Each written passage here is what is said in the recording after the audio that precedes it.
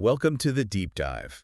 Today, we're tackling a truly baffling cold case. Yeah, this one stuck with people for decades. The disappearance of the Sodder children on Christmas Eve, 1945, right out of their home in Fayetteville, West Virginia. Yeah. It's haunting. Absolutely, and we've pulled together quite a bit for this one. We've got news articles, Wikipedia, some Reddit threads, a book excerpt. And transcripts from a bunch of those true crime YouTube channels, True Crime Brewery, The Lore Lodge, BuzzFeed Unsolved. Nexpo, the infographic show, plus the Criminal and Stuff You Should Know podcasts. So a real mix. Yeah, a wide range. The goal here really is to walk through what happened or what we think happened. Exactly. Look at the known facts, the conflicting theories, and there are many about the kids' fate. And unpack those questions that just keep this mystery alive. Why are we still talking about it? By the end, you should have a pretty solid understanding of this whole perplexing case.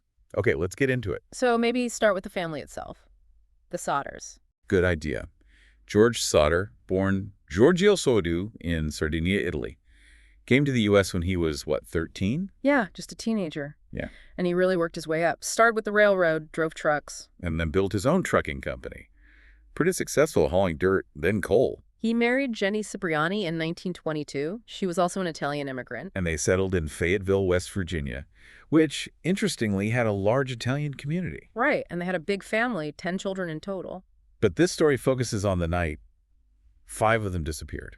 Maurice, 14, Martha, 12, Louis, 9, Jenny, 8, and little Betty, just 5. And George, well, he wasn't shy about his opinions. No, he was apparently very outspoken, especially against Benito Mussolini. Which caused some friction, didn't it, in that Italian community in Fayetteville?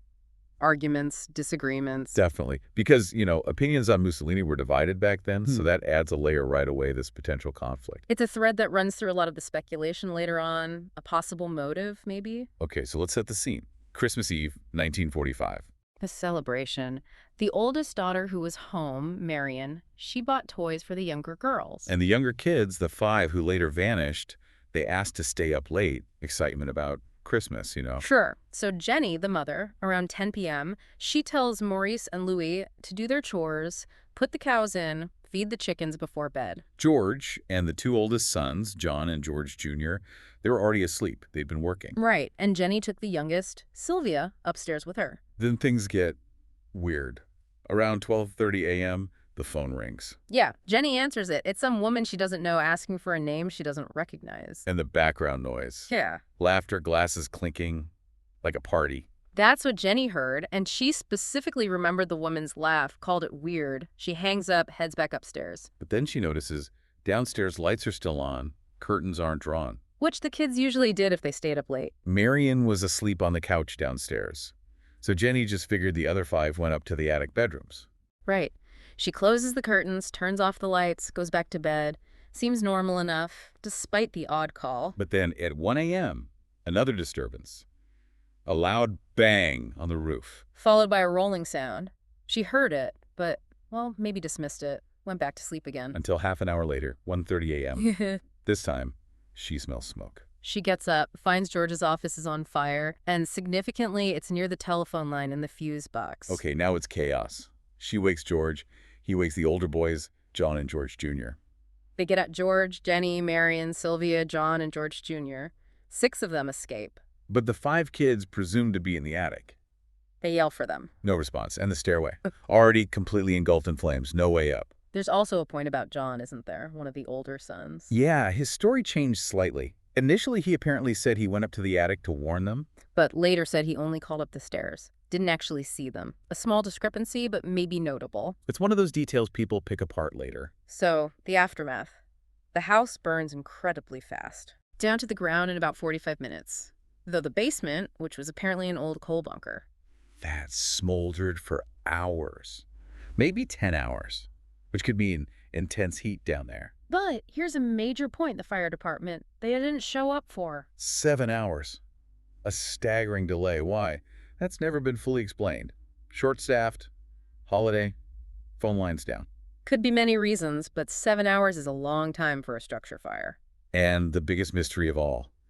Despite the total destruction, They found no remains, Absolutely zero trace of the 5 children. Nothing. which seems impossible. Yeah. But the local coroner's inquest ruled it an accident. Very quickly, too. Faulty wiring. End of story, officially. But, wasn't there something about one of the jurors on that inquest? Yeah, reportedly one juror was a guy who had actually threatened George Sodder before. Because of his anti-Mussolini views.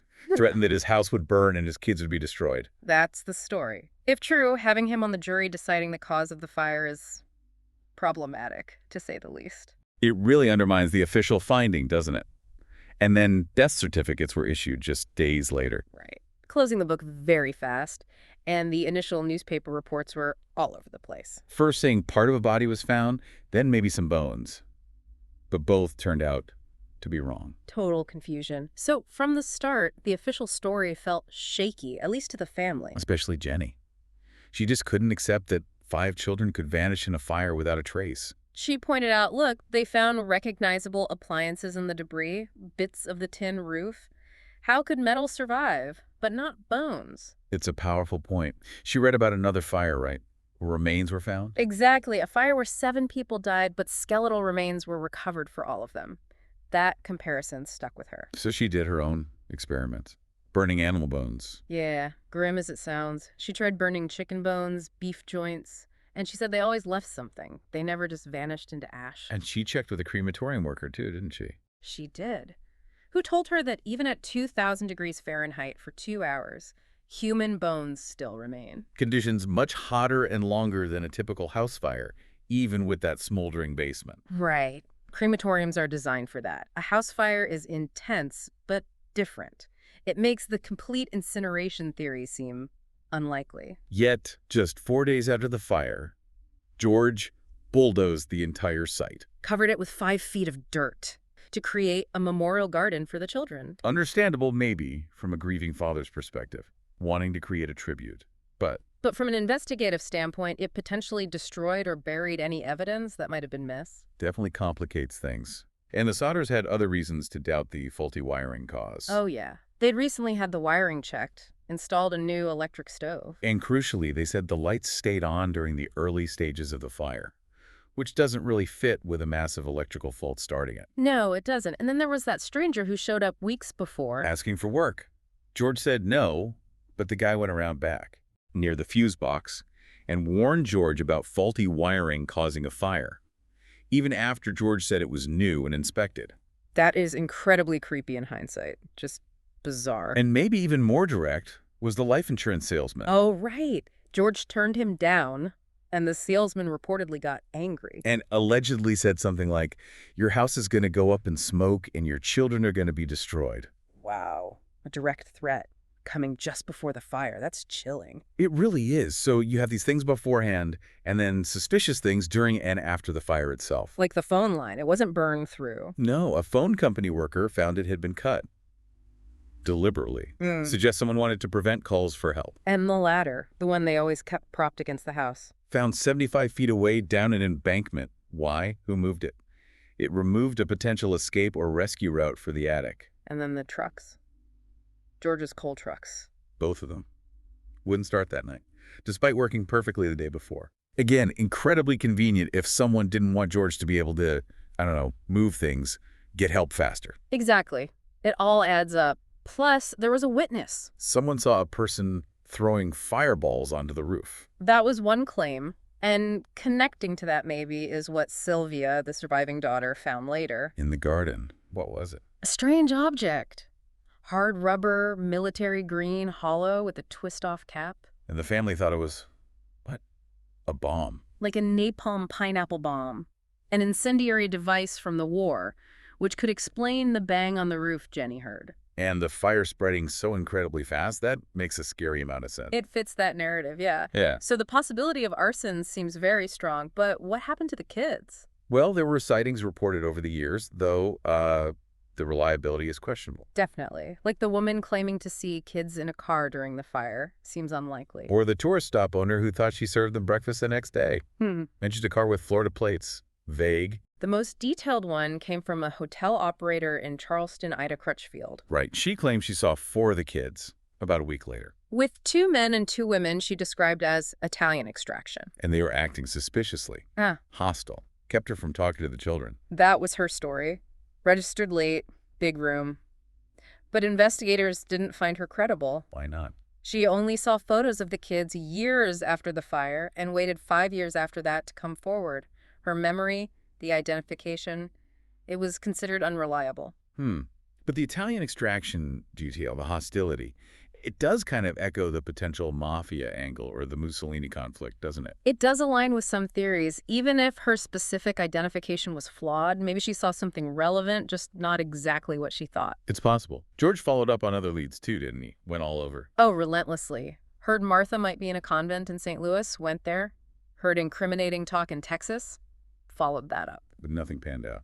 Just dead ends and more heartbreak for the family.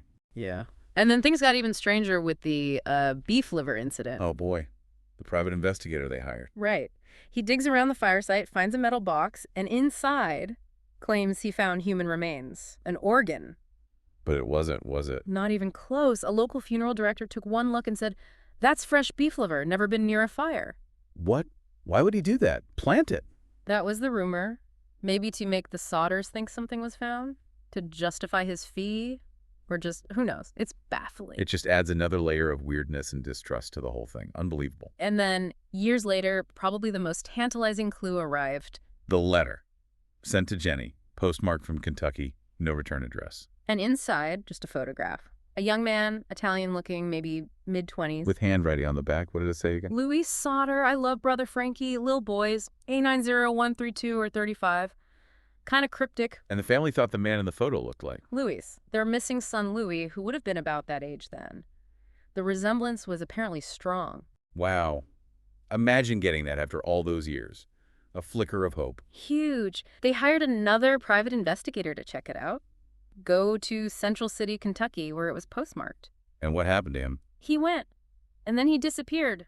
Vanished. Never heard from again. Seriously? The investigator vanished too. That's the story. Just another tragic, unanswered question piled on to the others. So the photo remained a mystery, but they put it on the billboard, right? They did. They'd already erected this big billboard on Route 16 with the kids' pictures and offering a reward. Which grew over time to like $10,000. Yeah.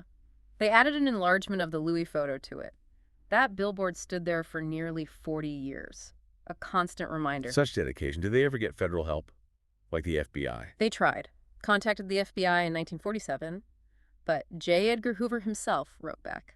Saying what? Basically, sorry, it's a local matter. We can only step in if local authorities ask us to. And the local authorities never asked. Apparently not. Which must have been incredibly frustrating for George and Jenny, hitting another brick wall. So they took matters into their own hands again in 1949. With a pathologist. Right, Oscar B. Hunter. They hired him to do a proper excavation of the fire site. And this time they did find something. Bone fragments. A few small objects, and yes, several shards of vertebrae. They sent these off to the Smithsonian Institution for analysis. Okay, finally, maybe some answers. What did the Smithsonian say? Well, it wasn't the answer the Sodders hoped for. The vertebrae belonged to a male, aged between 16 and 22. Too old. Maurice, the oldest missing boy, was only 14. Exactly. And maybe even more significantly, the Smithsonian reported the bones showed absolutely no signs of ever being exposed to fire. None at all. So they couldn't have been from the fire victims. Where did they come from? That's the million-dollar question. The Smithsonian report even noted how weird it was to find only these few vertebrae. They suggested maybe the bones were in the dirt George used for the memorial garden, filled dirt brought in from somewhere else. That was a possibility raised. But the lack of fire damage kind of argues against that too, unless they're buried deep before any fire. It just added more confusion. Where did these unrelated bones come from? So over the years, what theories did the family themselves lean towards, if not the fire? They seriously considered kidnapping, possibly linked to the mafia, as revenge for George's anti-Mussolini stance. Or maybe something even darker, like human trafficking. Those theories were definitely discussed. Anything seemed more plausible to them than 5 children vanishing without a trace in a fire. And that lack of remains is still the absolute core issue, isn't it? It's the central point of contention. Forensic science overwhelmingly suggests some skeletal remains should have been found, even in an intense house fire. The idea of complete obliteration just doesn't sit right with experts. Especially when you add in all the other suspicious stuff. The cut phone line, the moved ladder, the truck's not starting, that potential pineapple bomb. The insurance guy's threat, the juror on the inquest, it really piles up. It paints a compelling picture of arson and likely abduction. But we have to acknowledge the other possibility, however unlikely it seems, that they did die in the fire. Right. Maybe some unique combination of factors, intense smoke inhalation early on, the specific heat generated by the smoldering coal in the basement bunker. Could that have somehow accelerated decomposition or destruction of bone in a way we don't fully understand? It's highly speculative, and most experts doubt it could lead to no remains.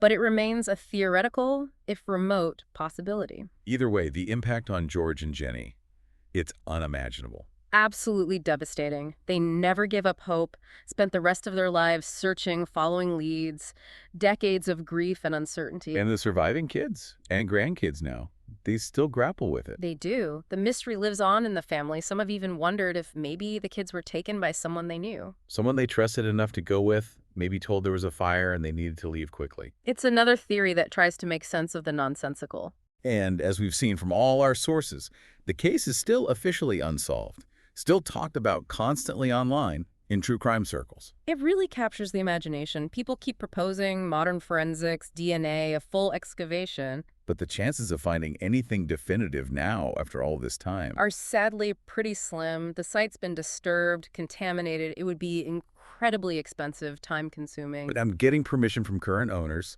Plus, resources often go to cases with, frankly, a better chance of being solved. Cold cases are tough. Especially one this old, with so little physical evidence remaining. So wrapping this deep dive up, we're left with, well, mostly questions. Yeah, no solid proof of death in the fire, no solid proof of abduction, just a whole lot of incredibly strange circumstances. Conflicting accounts, weird clues that lead nowhere. It's a truly haunting American mystery. The impact on the family is undeniable, but also its grip on the public imagination. It makes you think, doesn't it? Yeah. Leaves us with a final thought for you, listening. Considering everything we've discussed, all the bizarre details, the unanswered questions, what single piece of this puzzle strikes you as the most significant, the most out of place?